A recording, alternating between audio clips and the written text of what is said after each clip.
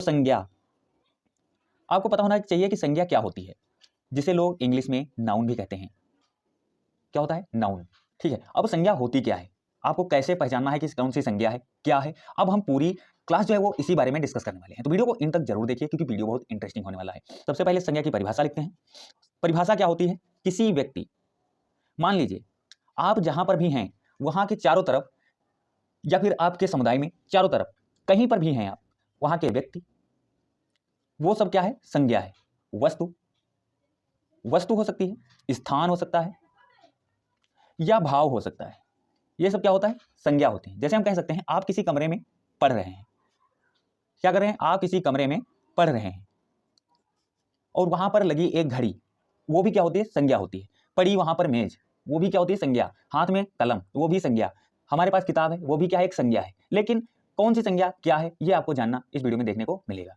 तो देखिए, किसी व्यक्ति, वस्तु, स्थान या भाव के नाम को संज्ञा कहते हैं। क्या कहते हैं? संज्ञा कहते हैं।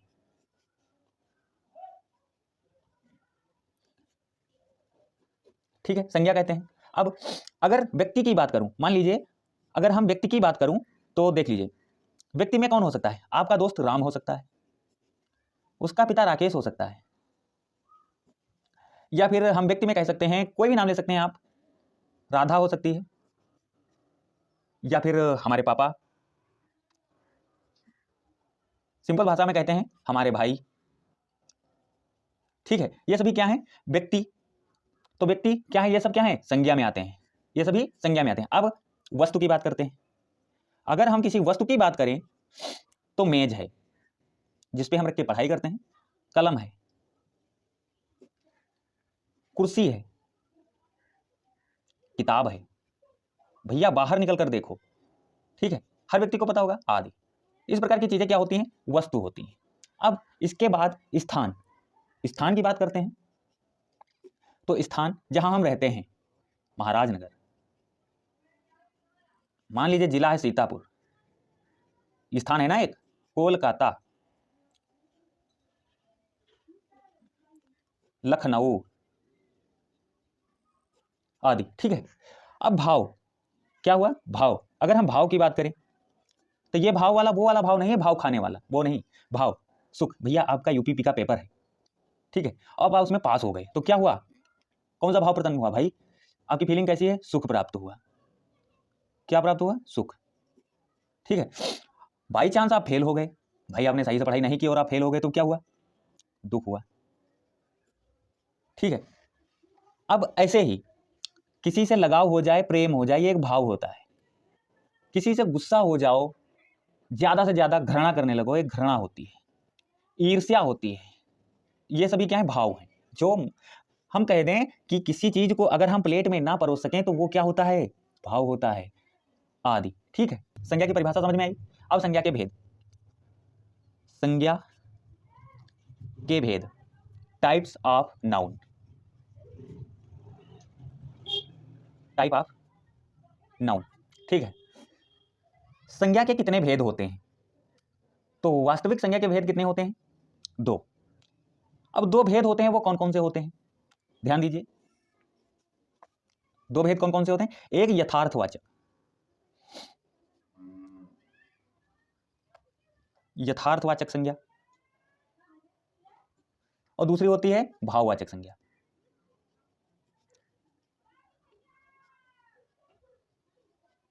भाववाचक संज्ञा, अब भाववाचक संज्ञा कौन सी होती है इसके बारे में थोड़ा जान लो। भाववाचक संज्ञा कौन सी होती है? अदृश्य होती है। पहली बात, ये अदृश्य होती है। क्या होती है? अदृश्य का मतलब ये होता है कि ये दिखाई नहीं देती, या फिर हम कह सकते हैं प्लेट में तौल नहीं सकते। ठीक है, और जो अदृश्य संज्ञाएं होती हैं वो क्या होती हैं? भाववाचक संज्ञाएं कहलाती हैं। जो संज्ञाएं अदृश्य होती हैं वो क्या कहलाती हैं? भाववाचक संज्ञा कहलाती हैं। ठीक है, अब इधर यथार्थवाचक संज्ञा, यथार्थवाचक संज्ञा क्या होती है? दृश्य होती हैं, जिन्हें हम देख सकते हैं, दृश्य रूप संज्ञा होती हैं, जो दृश्य दिखाई देती हैं, ये दृश्य होती हैं। जैसे नंबर एक कौन सी होती है? व्यक्तिवाचक संज्ञा, व्यक्ति को हम देख सकते हैं, देख सकते हैं, कहो ना देख सकते हैं, हाँ। नंबर दो जातिवाचक संज्ञा, पहचान के बता सकते हैं ना, कुत्ता कुत्ता है या व्यक्ति है, ये दृश्य है, कह सकते हैं ना पहाड़ है, तो क्या होगा? जातिवाचक संज्ञा। पदार्थवाचक संज्ञा, नंबर तीन पदार्थवाचक संज्ञा। नंबर 4 समूहवाचक संज्ञा।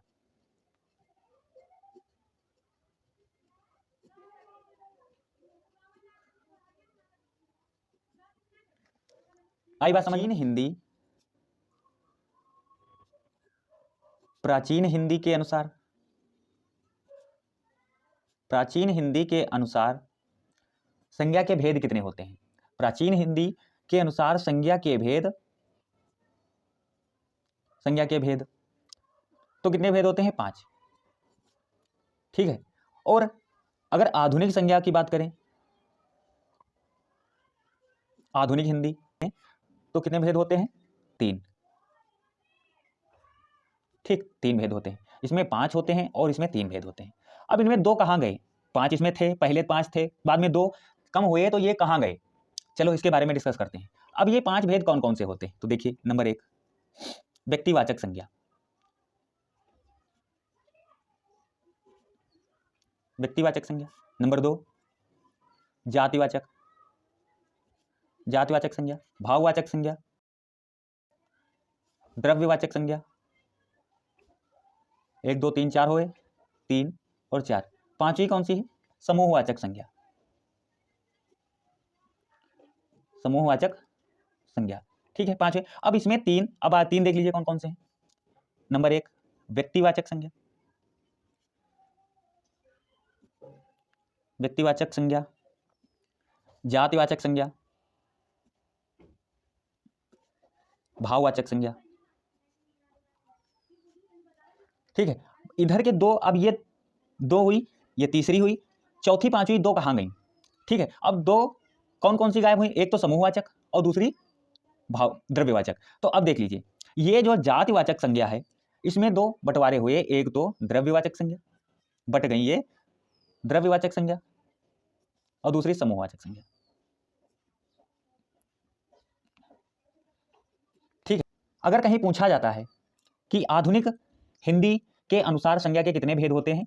तो 3 होते हैं। अगर प्राचीन हिंदी के अनुसार संज्ञा के कितने भेद होते हैं? तो 5 होते हैं। अगर इसमें 3 की बात करें तो 3 क्यों है?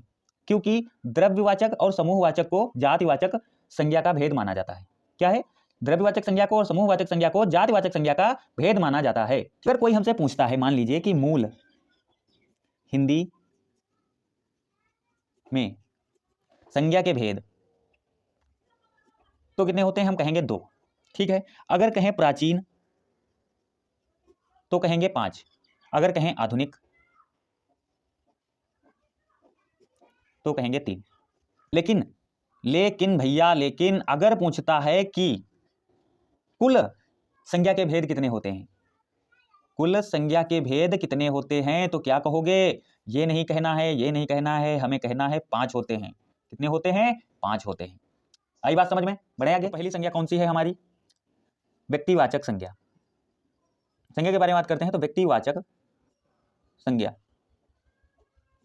व्यक्तिवाचक संज्ञा क्या है? परिभाषा देखिए, वह संज्ञा जो किसी विशेष व्यक्ति, स्थान,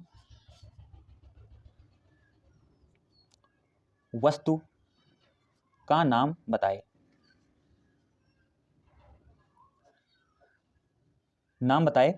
वह व्यक्तिवाचक कहलाती है, व्यक्तिवाचक संज्ञा कहलाती है।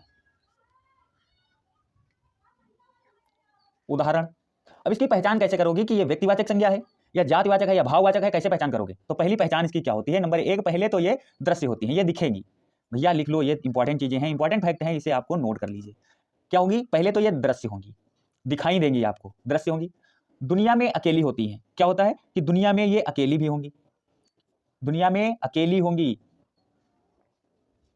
दुनिया में अकेली होंगी, और इसका बहुवचन नहीं बनेगा। नंबर 1, नंबर 2 और नंबर 3, इसका बहुवचन नहीं बनेगा,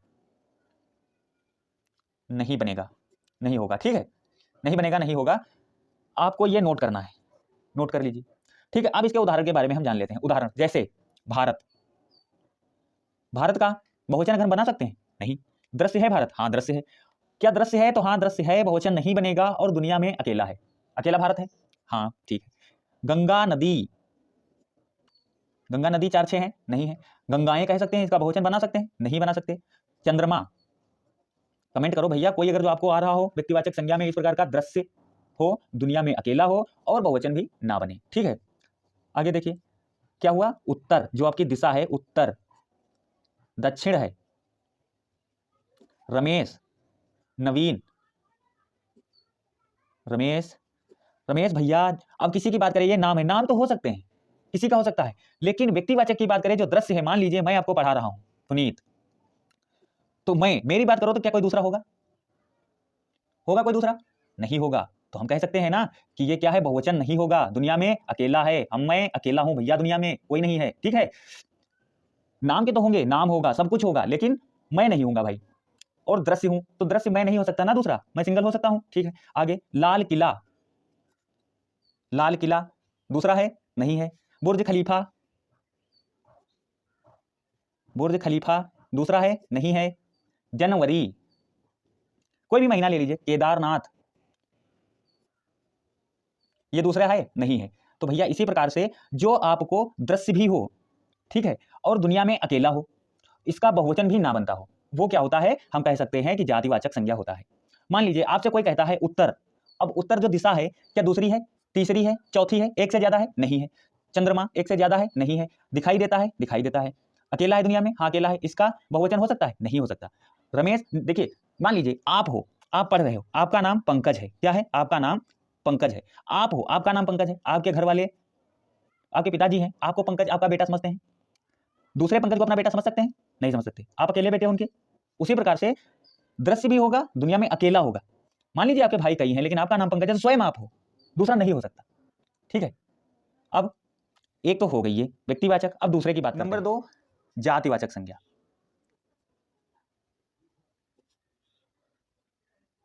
जातिवाचक संज्ञा, जातिवाचक संज्ञा क्या होती है, परिभाषा देखते हैं। वह संज्ञा जो किसी जाति या उपजाति का बोध कराती है।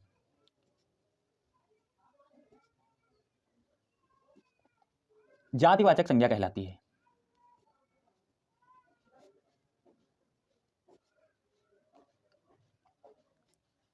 क्या कहलाती है? जातिवाचक संज्ञा कहलाती है। अब इसके कुछ इंपॉर्टेंट फैक्ट है, देख लीजिए, ध्यान से पढ़ना है। ये भी दृश्य होती हैं, क्या होती हैं? ये भी दृश्य होती हैं, आपको दिखाई देंगी। ये दृश्य संज्ञाएं होती हैं, आपको दिखाई देंगी।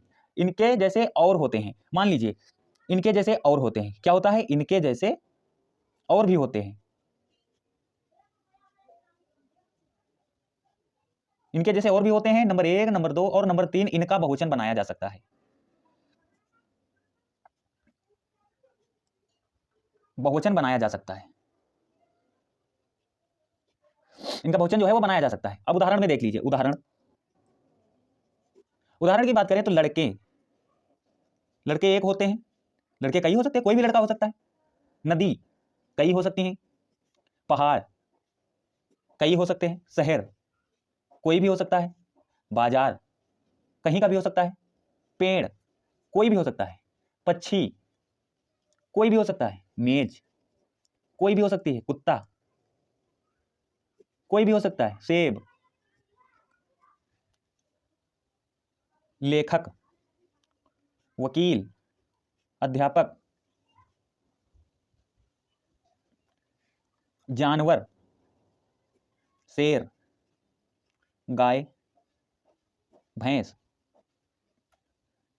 मच्छर, पेन आदि।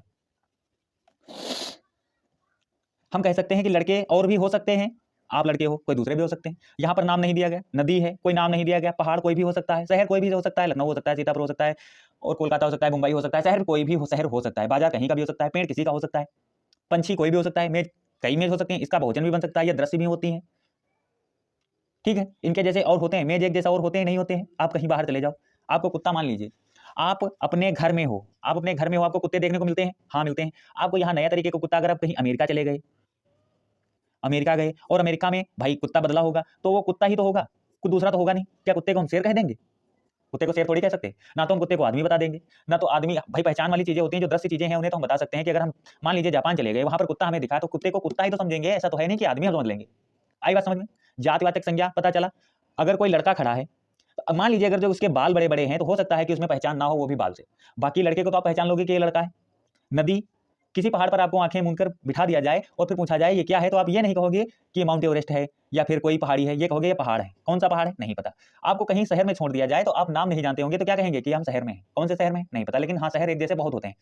बाजार, सेब एक होता है नहीं, काफी ज्यादा होते हैं, पेड़ में काफी ज्यादा सेब आते हैं। तो हम कह सकते हैं कि वह संज्ञा जो किसी जाति या उपजाति का बोध कराता है, जातिवाचक संज्ञा कहलाती है। जैसे ये दृश्य भी होती हैं, इनके जैसे और भी होते हैं, और इनका बहुवचन भी बनाया जा सकता है। उदाहरण में लड़के, नदी, पहाड़, शहर, बाजार, पेड़, पक्षी, मेज, कुत्ता, सेब, लेखक, वकील, अध्यापक, जानवर, शेर, गाय आदि, मच्छर, पेन आदि। ठीक है, अगला है भाववाचक संज्ञा। भाववाचक संज्ञा, भाववाचक संज्ञा क्या है? सिंपल सी बात है, पहले इसकी हम परिभाषा देखते हैं। वह संज्ञा जो किसी भाव को प्रदर्शित करती है, भाववाचक कहलाती है। भाववाचक संज्ञा कहलाती है। इसके बारे में थोड़ा जानते हैं, इंपॉर्टेंट फैक्ट। ये दिखती नहीं, ये अदृश्य होती है। पहली बात, ये अदृश्य होती है, ये दिखाई नहीं देती। ठीक है। नंबर 2, बहुवचन नहीं होता, इसका बहुवचन नहीं होता। सबसे अच्छी पहचान है, इसका बहुवचन नहीं होता, ये एक वचन होती है। क्या होता है? एक वचन होती हैं, ये एक वचन होती हैं। और हाँ, सबसे सरल भैया ध्यान दीजिए, प्लेट में नहीं परोसा जा सकता। सिंपल सी बात है, प्लेट में नहीं परोसा जा सकता। बस देखिए, ये अदृश्य होती हैं, इनका बहुवचन नहीं होता है, ये एक वचन होती है, और ये प्लेट में नहीं परोसा जा सकता। भाव, भाई अगर आप किसी के भाव को क्या प्लेट में परोस सकते हो? हम दुखी हैं, मान लीजिए आपका यूपीपी का रिजल्ट आ गया, और यूपीपी में जो आप क्या हुआ, पास हो गए। फिर आपके साथ क्या होगा? आपके मन में और आपके अंदर जो भाव उत्पन्न होगा, फीलिंग होगी, वो क्या होगी? क्या होगी? सुखी की होगी भैया? नहीं होगी। तो क्या होंगे आप? खुश होंगे। आपके अंदर क्या होगी? खुशी होगी। अगर बाई चांस आप फेल हो जाएं तो क्या होगा? तो आप दुखी हो जाएंगे। सिंपल सी बात है, आप दुखी हो जाएंगे। अगर आपसे किसी से लगाव हो जाए, किसी से प्यार हो जाए, किसी से प्रेम हो जाए, तो उसे क्या कहेंगे? अंदर की आत्मा भैया प्रेम कहेंगे। तो क्या आप प्रेम दिखा सकते हैं किसे? हम कहते हैं भैया आधा किलो हमें प्रेम दे दो, लाओ भैया हमें हाथ में थोड़ा प्रेम दे दो, थोड़ा सुख दे दो, थोड़ा दुख दे दो। क्या आप दे पाओगे? नहीं दे पाओगे। तो ये क्या होता है? ये होता है भैया भाववाचक संज्ञा। अब देखिए, यहां पर जो सुखी है, ये क्या है? भाव है। हम कह सकते हैं ये भाववाचक है। अगर कहीं सुखी शब्द लिखा हो, आपसे मान लिए कि भाव, यहाँ पे कौन सी भाव, वहां क्वेश्चन पूछे जाते हैं ना, कि लास्ट में क्वेश्चन पूछते हैं। चलिए अभी तो थोड़ा ध्यान दीजिए, बाकी आगे क्वेश्चन पूछते हैं आपसे। ये क्या है? सुखी, भाववाचक। भाववाचक। अगर इसी का हम बहुवचन कर दें, इसी का बहुवचन कर दें, तो क्या लिखेंगे? खुशियां। खुशियां। तो अब ये क्या होगा? खुशियां क्या हो गई भैया? ये तो भाववाचक था, लेकिन अब ये क्या हो गया? अब ये हो गया जातिवाचक।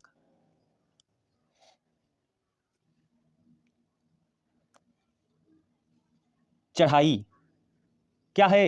भाववाचक। चढ़ाई भाववाचक है। चढ़ाइयां, चढ़ाइयां क्या है? जातिवाचक। अगर चढ़ाई भाववाचक है और चढ़ाइया जातिवाचक क्यों है? देखिए, यदि भाववाचक का बहुवचन, यदि भाववाचक का बहुवचन किया जाता है, तो भैया सिंपल सी बात है कि जो भाववाचक का बहुवचन होगा वो जातिवाचक हो जाएगा। इसके उदाहरण को देख लीजिए। जैसे क्या होता है कि जो चीजें दिखाई ना दें, ईमानदारी, ईमानदारी, ईमानदारी भैया दिखाई देती है किसी में? नहीं। क्या आप प्लेट में परोस सकते हो? नहीं। तो हम कह सकते हैं ना कि ये अदृश्य होती हैं और इनका बहुवचन नहीं होता है। अगर बहुवचन हो जाता है तो ये क्या कहलाती है? जातिवाचक संज्ञा कहलाती हैं। अगर भाववाचक संज्ञा का बहुवचन किया जाए तो वो क्या कहलाएंगी? जातिवाचक संज्ञा कहलाएंगी। भाववाचक का उदाहरण क्या होता है? देख लीजिए, ईमानदारी, बुढ़ापा, जवानी, प्रेम, क्रोध, सुख, प्यास, गर्मी, बचपन आदि। ठीक है, आई बात समझ में? द्रव्यवाचक संज्ञा, द्रव्यवाचक संज्ञा क्या कहलाती है? वे संज्ञा जो किसी द्रव्य का बोध कराती हैं, किसी द्रव्य का बोध कराती हैं, क्या कहलाती हैं? द्रव्यवाचक कहलाती हैं। वो द्रव्यवाचक कहलाती हैं। ठीक है, द्रव्यवाचक कहलाती हैं। अब द्रव्य और द्रव दो होते हैं। देखिए, द्रव्य वो नहीं भैया, द्रव्य और द्रव क्या होते हैं? दो होते हैं। देख लीजिए, एक होता है द्रव्य और एक होता है द्रव। तो द्रव क्या होता है? जैसे लिक्विड, लिक्विड होता है द्रव जो बहने वाला होता है। लिक्विड हम कह सकते हैं बहने वाला, बहने वाला क्या होता है? लिक्विड होता है। और द्रव्य क्या होता है? जैसे मैटर, ठोस, द्रव, गैस, प्लाज्मा। ठीक है, बार्न्स आइंस्टीन, कंडेंसेंट, इनकी गिनती नहीं होती। द्रव्यवाचक जो होती है इनकी गिनती नहीं होती। क्या होता है? इनकी गिनती नहीं की जा सकती, इनको गिना नहीं जा सकता।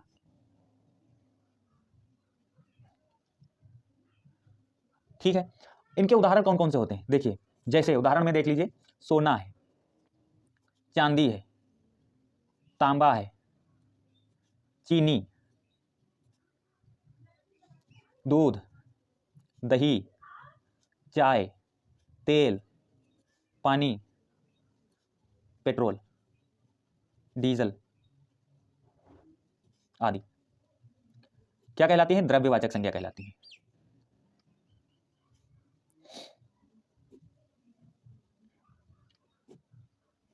अब कोई आपसे कह दे कि 2 पानी दे दो, तो भैया 2 बोतल मांगेगा। कहेगा 2 पेट्रोल दे दो, तो कितने का? 2 रुपए का लोगे या फिर कितना लोगे? 2 डीजल दे दो, कोई दे पाएगा? दही दे दो, कितना दे दो? गिनती में मांग सकते हो? नहीं मांग सकते। तो ये कितना होता है? ये तौला जा सकता है, मापा जा सकता है, लेकिन इसे गिना नहीं जा सकता, इसकी गिनती नहीं की जा सकती। और जिसकी गिनती ना की जा सके उसे क्या कहेंगे? द्रव्यवाचक संज्ञा कहेंगे। ठीक है, आई बात समझ? नंबर 5, समूहवाचक संज्ञा। समूहवाचक संज्ञा, समूहवाचक संज्ञा जो होती है जिसकी गिनती की जा सके, सिंपल, साधारण, जिसकी गिनती की जा सके।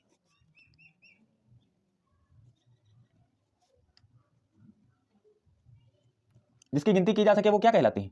समूहवाचक कहलाती है।